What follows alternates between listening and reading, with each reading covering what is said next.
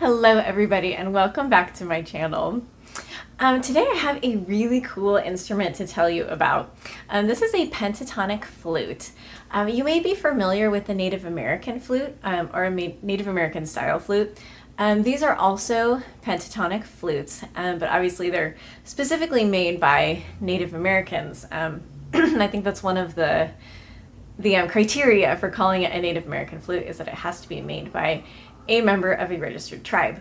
But there are pentatonic flutes all over the world that are not specifically Native American flutes. And the reason that I love these pentatonic flutes is because the pentatonic scale is such a magical scale.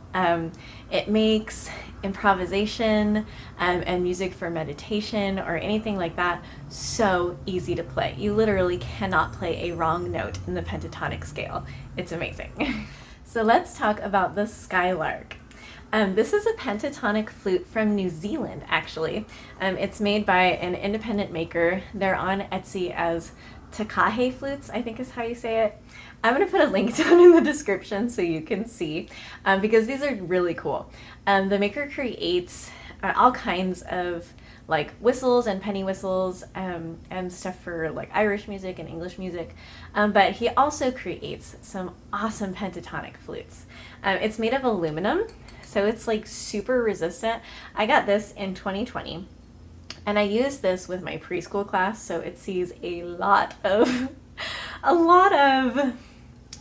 not damage, like it hasn't been actually damaged, but it sees a lot of rough handling, I think is the way to put it.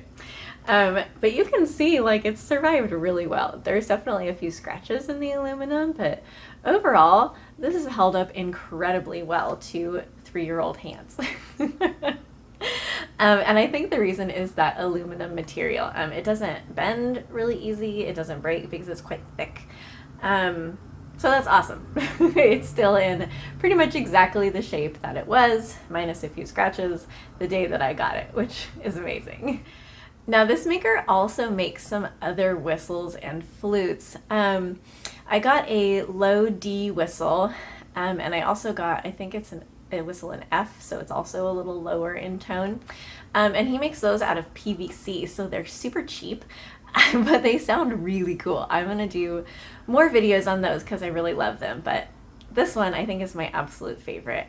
I got mine, this is in the key of G, but there is another one in the key of D that's a little bit lower in tone. So if you don't quite like the range of this one, there is one that's lower. And these are quite cheap. I think this one is right now 31 and the lower one is 36. So really inexpensive for a beautiful instrument. So I'm going to go ahead and play a little bit of this for you. But I want to emphasize that because this is a pentatonic instrument, the point really isn't the range of the instrument. It has actually a very small range. The point is how fun it is to improvise and make beautiful music with this instrument. I have a playlist that's called Easy Instruments to Play for Meditation, and this one is going right on there because it's literally so easy to play. The embouchure is very simple, it's really easy to blow into, the holes are super easy to cover, and it sounds beautiful, and you cannot play a wrong note. That's the magic of the pentatonic scale. It's my favorite.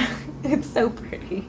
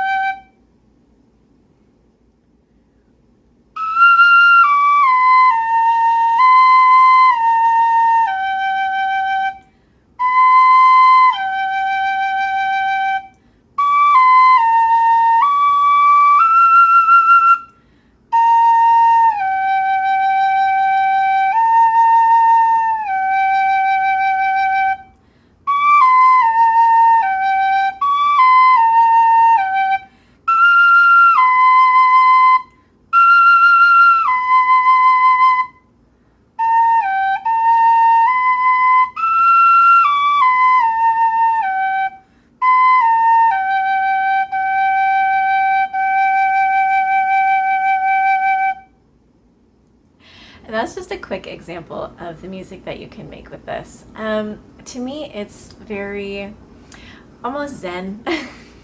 You know, it's that state of like just really flowing with the music, and you're not worried about, oh, am I gonna play this note wrong? Oh, is this one gonna sound good?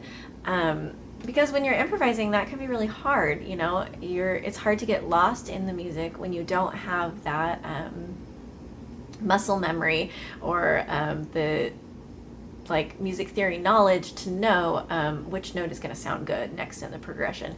And even if you do, if you don't know it like snap snap by heart, which I mean even I don't, it can be really hard to think that through in the moment and also be really in the music and enjoying the music. So that is why I really, really, really adore these pentatonic instruments. It is just so easy to be musical, to really just feel the music, to enjoy the music, to play it in a way that is beautiful, rather than in a way that is simply technically correct, which can be two different things, you know. It's great to play technically correct, obviously, and things are going to sound better if you're playing them in a correct way, but you also, you need to be there. You need to be in the music and enjoying the experience, and I think that emotion really comes through in playing. And I think for people who are just learning that skill and just working on that, and improvising is not one of my skills and is not a practice that I have cultivated, which is why I'm not great at that, which is why I love the pentatonic scales, because you really can improvise while being into the music without having to worry about all the stuff that surrounds improvising when you're working with either a diatonic or especially with chromatic scales. Things get even more complicated. So the pentatonic just makes it easy and beautiful and fun. And that's what I like.